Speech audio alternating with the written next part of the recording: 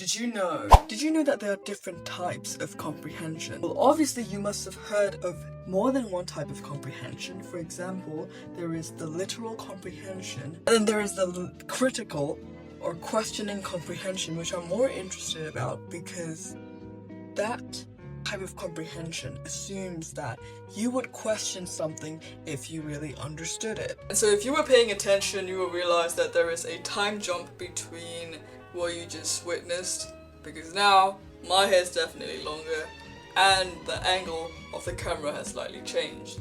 Nevertheless, let's talk about what we were discussing. So as I mentioned, there are different types of comprehension, but what I want to investigate is whether different parts of the brain are responsible for these different types of comprehension. So I'm currently an A-level student who takes psychology, and obviously you can probably see that this is where I'm coming from, but what I want to talk about is what I've learned from A-level psychology, specifically biopsychology, because now this is about brain structures.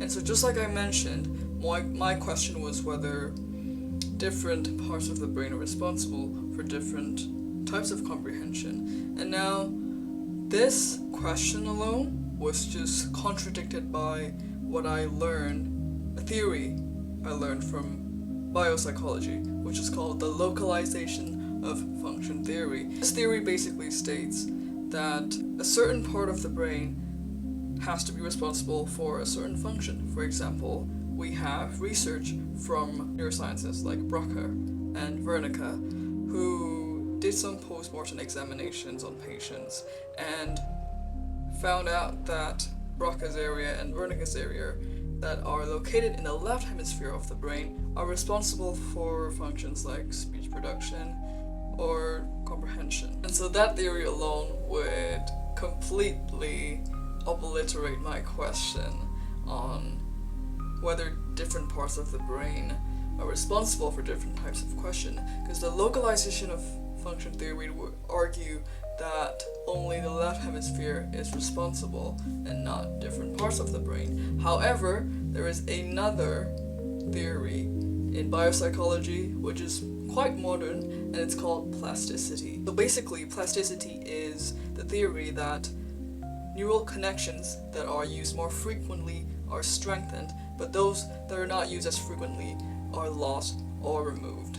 And that basically means that the brain can still undergo changes at any age, even if we grow older, and say if different parts of the brain could work together. And that is also supported by something that is a consequence of research into plasticity, which is called functional recovery. And basically functional recovery is the idea that if one area of your brain is damaged, the other parts kind of take over and help you recover. So to conclude, what I want to say is, to further investigate my question, I'll have to follow along the idea of plasticity and not localization of function theory. Hope that was enough revision for me today. Yeah, that's it. Cut.